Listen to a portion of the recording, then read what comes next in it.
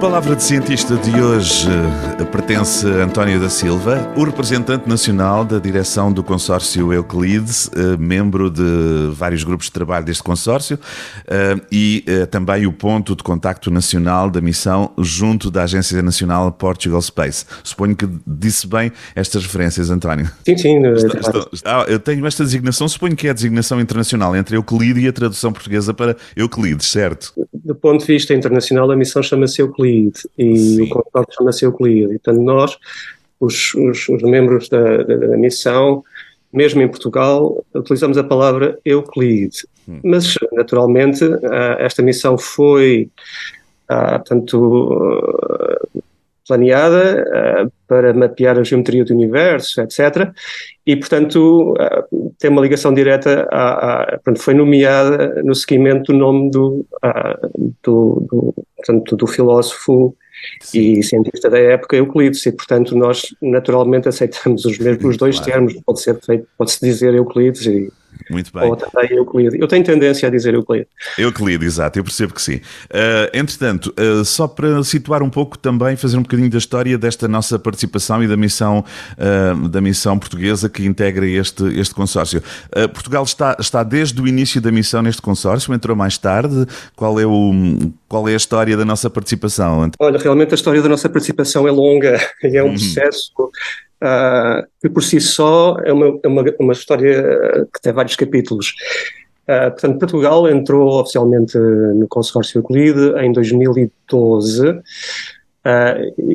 portanto, nós éramos, vamos lá ver, o processo começou muito mais cedo e envolve uma chamada internacional para a comunidade científica apresentar várias propostas portanto, de missões possíveis a realizar dentro do contexto de um programa científico da ESA chamado, portanto, Cosmic 2020.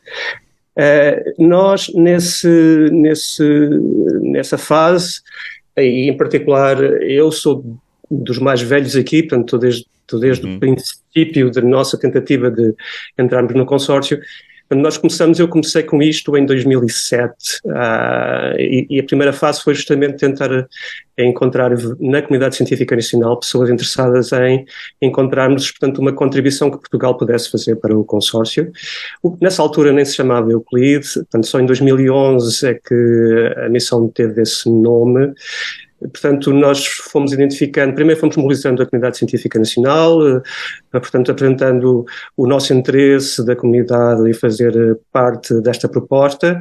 Essa proposta foi posta à ESA, juntamente com outras propostas, foi progressivamente sendo avaliada, passado várias fases. Nós, nessa fase, éramos observadores e portanto, também comungávamos do interesse por parte da comunidade científica nacional em participar nessa missão.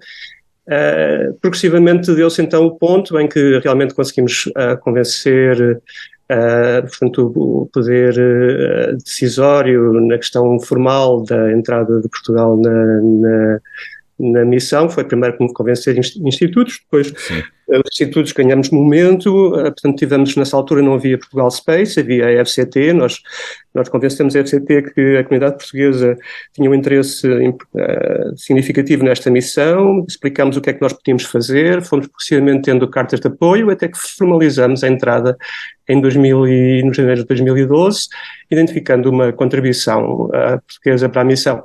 Essa parte, a partir daí, é a entrada formal de Portugal no consórcio, mas eu posso dizer, e para não alongar, que me sinto no consórcio Euclide desde o princípio. Desde o início, quase como um dos membros fundadores, se não um dos membros fundadores.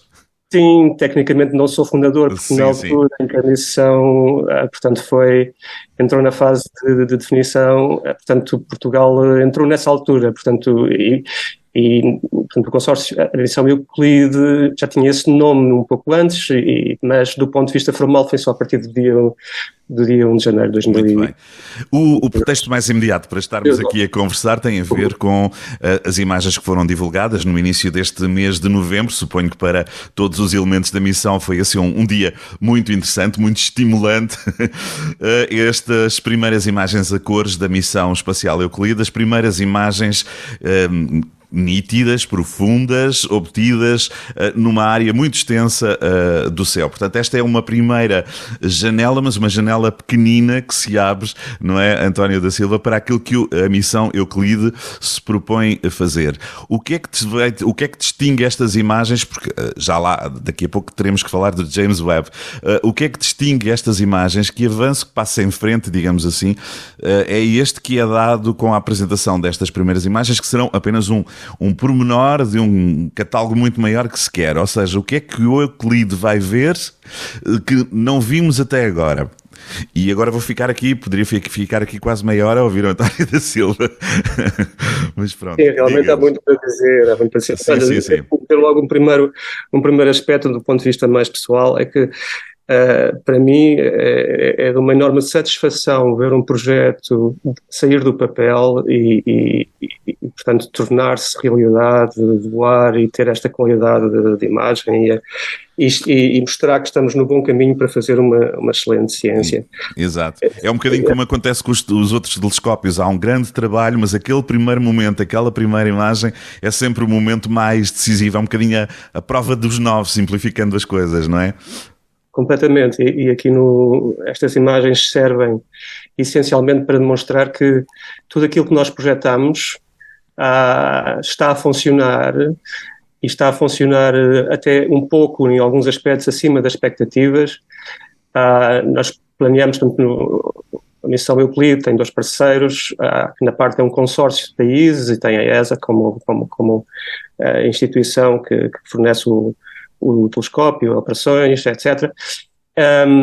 E, portanto, é realmente uma grande satisfação vermos que tudo isto casou bem e que, do ponto de vista dos instrumentos, eles estão a funcionar na sua plenitude, até em alguns aspectos um pouco melhor do que eles é claro que há sempre, e já lhe vou responder à pergunta, eu não estou a fugir. Sim. Há sempre dificuldades para serem feitas, etc. Por exemplo, temos um pouco de luz parasitar mais, mas isso é algo que nós estamos preparados para trabalhar e ainda torna mais interessante e desafiante o trabalho que temos pela frente. Nada parecido com aquele percalço do velhinho Hubble, já lhe podemos chamar velhinho, das imagens desfocadas no início. Não, agora não é. Não, nós tivemos alguns. Não, nada disso. Tivemos alguns percalços, mas mais relacionados com tanto aspectos que estavam concessionados a empresas que trabalham no consórcio por parte do chamado Prime Contractor, como é que eu ia dizer isto em português? Portanto, por parte da ESA, a ESA contrata uma espécie de caderno de encargos? Sim, por aí. Alguns aspectos relacionados com a luz parasita, mas isso, entretanto, está a ser resolvido e estamos muito contentes com os dados que nós estamos a obter. Ora bem, se calhar, para responder à sua pergunta, eu não quero muito alongar. O que é que estas imagens trazem de novo? Pronto, as imagens mostram essencialmente as grandes vantagens do satélite Euclide. O satélite Euclide foi desenhado para ter uma elevada sensibilidade na forma nós pretendemos medir a luz de galáxias profundas e a sua forma com grande precisão e, ao mesmo tempo, cobrimos uma grande área de céu. Isso são 2 aspectos que distinguem totalmente o Euclide das outras missões, e depois daqui a pouco já podemos falar como é que compara com outras, mas se calhar o ponto importante é porque é que o Euclide foi projetado assim. O Euclide foi projetado assim porque nós, nesta missão, pretendemos responder a 2 grandes desafios que se põem na área da cosmologia, da astrofísica e também com fortes relações com a chamada física fundamental, física de partículas. Basicamente, nós queremos perceber uma coisa tão simples que é de que é feito o universo e porque é que o universo expande aceleradamente. Essas são 2 perguntas essenciais e são essas perguntas que levam ao desenho da missão Euclide desta forma. Nós necessitamos de ver cada vez que apontamos no céu uma área o maior possível, mas ao mesmo tempo em profundidade, porque nós queremos ver como era o universo a grandes distâncias. E, portanto, como o Edgar muito a importância dessa terceira dimensão, da profundidade. Uhum. Já agora, António Silva, eu vou sempre tendo aqui muitas perguntas à medida que o vou ouvindo. Quando se refere a uma extensa área do céu, como é que isso nos pode dar uma ideia mais clara do que é exatamente considerado uma área extensa do céu? Ora bem, nós estamos interessados na cosmologia e no universo que se consegue observar para lá da nossa galáxia. Portanto, como as pessoas sabem, as estrelas que nos rodeiam fazem parte de uma galáxia, a nossa própria estrela faz parte de uma galáxia que se chama a Via Láctea, e essa galáxia quando olhamos para o céu, preenche uma área significativa do céu. Ao mesmo tempo, isso significa que encobre as galáxias profundas que estão para lá da nossa galáxia em certas direções do céu. Uhum. E, portanto, a missão Euclide foi projetada para mapear em grande profundidade todo o chamado céu extragaláctico, aquele que nós conseguimos aceder de uma forma direta e que não está encoberto, vamos lá, pela nossa galáxia. Isso, na prática, significa que o Euclide vai mapear tudo à nossa volta.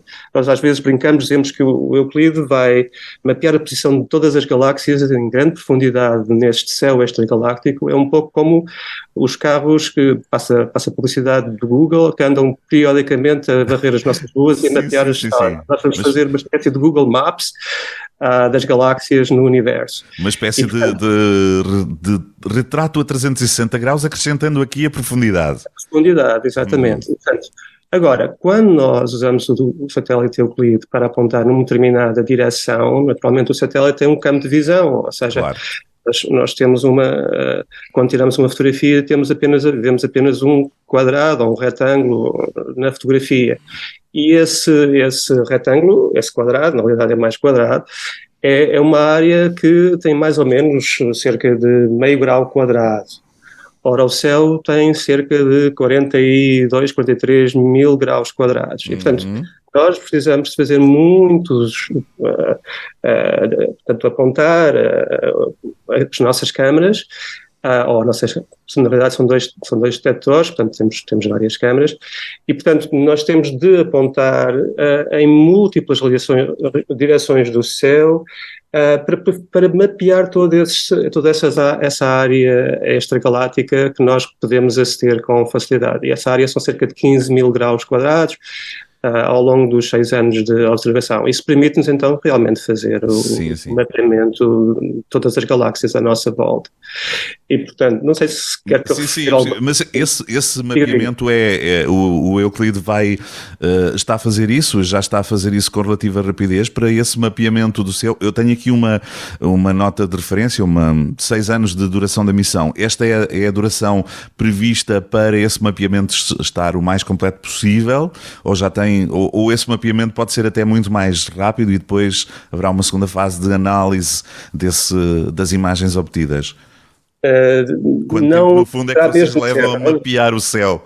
Exato, quanto tempo é que... Aliás, a responsabilidade de mapear o céu cabe justamente a Portugal. Nós somos um país que tem neste momento a parte operacional, portanto, liga diretamente com a ESA. Somos nós que planeamos a sequência de observações do Euclide ao longo desses 6 anos. E, portanto, isso é realmente uma tarefa única, uma competência que fomos desenvolvendo no Instituto de Astrofísica e Ciências do Espaço, que está aqui na Faculdade de Ciências da Universidade de Lisboa, no seu licenciado. E, portanto, nós realmente sabemos sobre como é que vamos fazer isso. Portanto, está a perguntar às pessoas certas, e na realidade sim, é uma equipa, eu sou apenas também fiz parte da equipa e faço parte da equipa, mas as pessoas que estão à frente dessa equipa são pessoas muito capazes aqui no Instituto de Astrofísica e Ciências do Espaço, em que me orgulho muito de termos na nossa equipa. Mas para responder à sua pergunta, quando nós apontamos para o céu numa determinada direção, para observar um determinado campo, isso é uma das coisas que distingue o Euclide, é que nós necessitamos aproximadamente de uma hora e pouco, portanto, ou seja, não sei se o Edgar já fez alguma daquelas fotografias de exposição à noite. Que sim, exato. Para sim. que a câmara se dispara, mas fica a receber luz durante um bocadinho. Exatamente. Pois o Euclide faz uma coisa parecida, mas quando dispara vai ficar a adquirir, olhar para a mesma posição, a adquirir a luz durante cerca de 1 hora, ok? Uhum. E, portanto, é isso, é a sensibilidade, a fantástica sensibilidade, peço desculpa por usar a palavra fantástica, mas para mim é mesmo fantástica, a sensibilidade dos nossos detectores que permite, com apenas exposições de 1 hora, pode achar que é muito, mas na astronomia podia ser mais tempo, como exposições de 1 hora nós conseguimos ver as galáxias em grande profundidade. E isso é uma das coisas que distingue, cobre uma área que é meio grau quadrado em grande profundidade. Por exemplo, o James Webb, que são instrumentos extremamente sensíveis, consegue ver uma área muito mais reduzida do céu. Ou seja, o Euclide consegue, por exemplo, o Euclide vai ver em 6 anos todo o céu extragaláctico, coisa que o James Webb jamais conseguiu fazer durante todo o seu O James Webb fará, eventualmente, se percebo, com mais detalhe do que o Euclide, com mais definição, mas não com essa capacidade de olhar no fundo para um conjunto. Exatamente. Claro que nós podíamos, à custa de ter de aumentar o tempo de observação da missão, ficar na mesma área durante mais tempo, mas mesmo assim, ou seja, se nós quiséssemos ter a sensibilidade que o James Webb pode alcançar, não iríamos conseguir cobrir todo o céu também, porque nós, no fundo, porque é que nós precisamos e queremos ver todo o céu? É porque é essencial para tentar determinar estas perguntas que eu coloquei, porque é que o universo expande de forma acelerada, e isso tem a ver com a chamada energia escura, e porque é que de que é feito o universo, ou seja, qual é os componentes materiais do universo, e isto aqui está relacionado com a enigmática matéria escura. A matéria escura, nós que é uma coisa diferente, são duas coisas diferentes, matéria escura e energia escura. São duas coisas completamente diferentes, exatamente. Às vezes brinco com os meus alunos e digo, a diferença entre matéria escura e energia escura é que se pusermos uma em cima de uma balança, nós vemos o peso. Energia escura não, no caso é um pouco, a brincar, a energia escura também, ou seja, a energia também pode ter peso, não é? Einstein explicou-nos isso, mas aqui é uma componente que é completamente desconhecida à física fundamental, ou seja, nós não sabemos o que é isto da energia escura e também não sabemos, a nível da física de partículas, não sabemos o que é matéria escura. E para mim e para vários colegas, quer na área da cosmologia, quer na área da física de partículas, isto são dois dos principais desafios à física no presente. É que, atualmente, quando nós olhamos para o céu, todas as observações indicam que quase 70% de tudo o que existe no universo é composto por esta energia escura, é energia escura. E o restante, tipicamente 25%, 26%, é essa matéria escura das quais nós não sabemos que tipo de partículas são ao nível da física fundamental. Ora, e tudo o que nós conhecemos de matéria normal, que é aquilo que tudo é feito, que nós conhecemos à nossa volta, do que eu sou feito, do que o mundo é feito, que é chamada matéria bariónica, pronto, é uma matéria ordinária, a gente chama de matéria ordinária, é só 4,5% do que existe. Então, como é que a física não tem, neste momento, forma de explicar ou descrever de uma forma natural o que é que são estes componentes? Ou seja, não há no universo matéria e energia conhecida que consiga fazer, por exemplo, o universo expandir de forma acelerada. E daí terem aparecido estes conceitos que até agora são matéria escura e energia, são aqueles que podem justificar, digamos assim, a expansão do universo e outras coisas que estão observáveis, não é? Exato, eu vou-lhe, isto, às vezes a história da ciência tem destes paralelos. Eu lembro-me que numa aula, quando estava nos primeiros anos da física, alguém me ensinou a história da física e comentou que por volta do final do século XIX as pessoas pensavam que a física estava toda feita e havia algumas nuvens escuras relacionadas com observações que depois vieram a dar o estabelecimento da teoria quântica e a outra Portanto, a descoberta de que os modelos de física da atração gravítica de Newton era na realidade falhava e que era necessário termos uma teoria da relatividade geral. E nós, neste momento, e não quero fazer um paralelo tão evidente, mas o facto de nós não sabermos o que é que são estas duas componentes, podemos estar no limiar, novamente são duas nuvens negras que nós temos no horizonte e que podem dar origem a grandes desenvolvimentos, quer a nível da física fundamental, para percebermos que tipo de matéria é a matéria escura, que tipo de partículas fundamentais, porque isso vai permitir melhorar os nossos modelos de altas energias de física fundamental e ao mesmo tempo perceber melhor a física do universo primordial, a física após o Big Bang.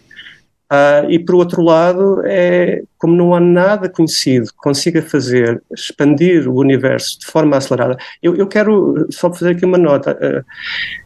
O universo estar a expandir já todos sabíamos desde o final do século, desde os anos, final dos anos 20 do século passado. Mas toda a gente pensava que o universo estava a expandir, mas de forma cada vez mais devagar, ou seja, mais de forma lenta. Estava a desacelerar essa expansão. A desacelerar. E isso, a matéria ordinária consegue explicar, a energia ordinária, as formas de energia que nós conhecemos na física atual conseguem explicar esse tipo de evolução do universo. Quando se descobriu, mais em torno na mudança do século XX para o século XXI, quando se descobriu que, de facto, o universo está a expandir, mas de forma acelerada, pôs um enorme problema. É que nós não sabemos o que é que está a fazer esta aceleração. E, por exemplo, e vou-lhe dar mais um exemplo, não sei se é demasiado detalhado, mas, por exemplo, nós podemos tentar conciliar a ideia de que a energia escura tem uma interpretação ao nível microfísico, ao nível quântico.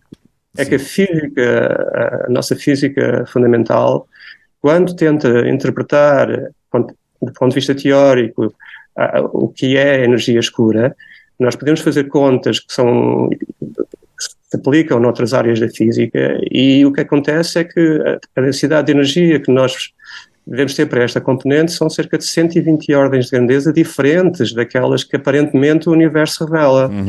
120 ordens não é 120 vezes, é um número com 120 zeros. E Exatamente. A ver, é um número enorme. Numa escala enorme. António, então, não sei se já tinha terminado esta sua explicação. Sim, não há problema. Outra questão, estávamos aqui a falar da compreensão, da melhor compreensão do que é de facto a matéria escura e a energia escura, que o Euclide vai tentar ajudar a esclarecer, mas há aqui uma questão que me parece curiosa, que é o Euclide e estas imagens já mostram isso, o Euclide vai olhar naquilo que se chama o campo da luz visível, portanto o James Webb está a olhar para o infravermelho, para a luz que não é visível. Como é que através destas imagens que a emissão vai trazer, e já mostrou, ou seja, olhando para as galáxias, olhando para estas fotografias na luz visível, isso vai ajudar a perceber a matéria escura e a energia escura? Bom, eu já vou só uma correção. O Euclide tem instrumentos no infravermelho, não é? Eu tinha ideia que não, que era só na... Sim. Mas vão complementar ou estão virados para outros projetos? Não para este mapeamento do céu? Não, também precisamos deste instrumento, chama-se o instrumento NISP. Portanto, há um instrumento que trabalha no visível e depois temos o instrumento NISP, que é Near Infrared Spectroscopy Instrument. Ele, na realidade, tem 3 bandas e também vai fazer medições... vai olhar através do infravermelho também. Não tinha essa noção aqui, sim. E um dos aspectos importantes é que este instrumento permite-nos, para um conjunto de objetos, determinar a sua profundidade com grande exatidão. Nós utilizamos isto para também saber com exatidão a profundidade. Na realidade, temos instrumentos visíveis e agora, interessante, penso que me perdi na pergunta. Não, a questão tem a ver com isso. Como é que estas imagens vão ajudar a chegar mais perto da compreensão do que é a matéria escura e a energia escura?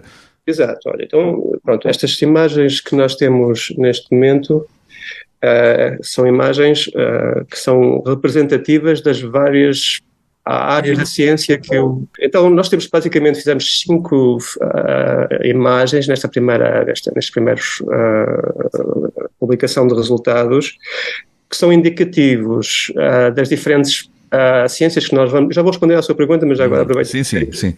Portanto, temos 5 imagens, uma é de um enxame de galáxias, ou seja, galáxias acretam e, portanto, as galáxias rodam entre o centro do enxame de galáxias. Esse é o objeto mais cosmológico desta amostra. É um objeto que está a cerca de 240 milhões de anos-luz. Depois temos 2 tipos de galáxias, que também é para mostrar a grande qualidade portanto, de dados que o Euclide pode dar para a área do estudo da dinâmica das galáxias. Uma é uma galáxia espiral, outra é uma galáxia chamada irregular. Essas estão a cerca, uma a 11 milhões de anos-luz, a outra a cerca de 1,6 milhões de anos-luz. Mas nesta também, o Euclide também, quando aponta, também consegue observar estrelas e uma das imagens é justamente um enxame globular que faz parte da nossa galáxia. E esse enxame globular, na prática, é um enxame, neste caso não é de galáxias, mas de estrelas, ok? E, portanto, e também temos uma outra imagem relacionada com uma nebulosa, que é muito conhecida e que já foi observada também por outros instrumentos, mas lá está, o Euclide, numa única imagem, conseguiu observar, num único campo, conseguiu observar milhares de objetos. E repara, a imagem usa informação tanto do instrumento visível e do instrumento infravermelho. Portanto, essa imagem é uma imagem composta com a utilização de 2 instrumentos. Exato. E, portanto, mas, por exemplo, falei de tudo isto porque nas diferentes áreas, e quem quer perceber como é que nós vamos observar e tirar conclusões sobre a matéria escura, por exemplo, e a energia escura, tem justamente a ver com a observação de objetos como estes. Portanto, por exemplo, na dinâmica da galáxia, estes enxames globulares, que agora uma das imagens que está aqui no pacote que nós libertamos para os mídia, o número destes enxames globulares e a sua dinâmica na nossa galáxia depende muito da forma como a matéria escura está distribuída na nossa própria galáxia. E isso é uma maneira de testar.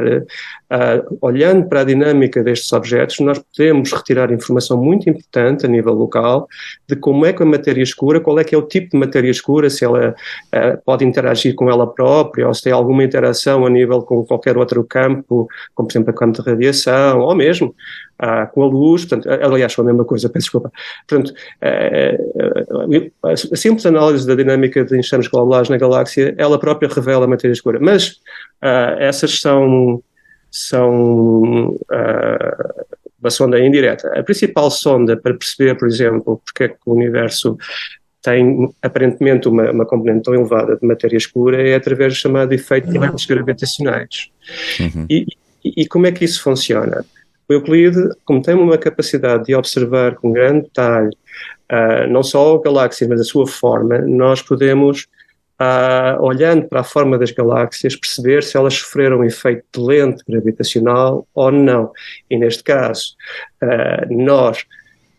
como nós sabemos como é que as galáxias próximas têm as suas elipsidades distribuídas, ou seja, nós temos a observar muitas galáxias, por isso é que o Euclide tem de cobrir muito céu. Observando a elipsidade de muitas galáxias próximas e profundas, nós conseguimos perceber como é que a matéria escura portanto, está distribuída ao longo da profundidade das observações que fazemos. E, portanto, esse é um dos efeitos que nos permite perceber, primeiro percebemos onde é que estão as galáxias, depois, olhando pela forma das galáxias, conseguimos calcular por efeitos de lentes gravitacionais fracas, conseguimos perceber como é que a matéria escura está distribuída ao longo da profundidade do universo.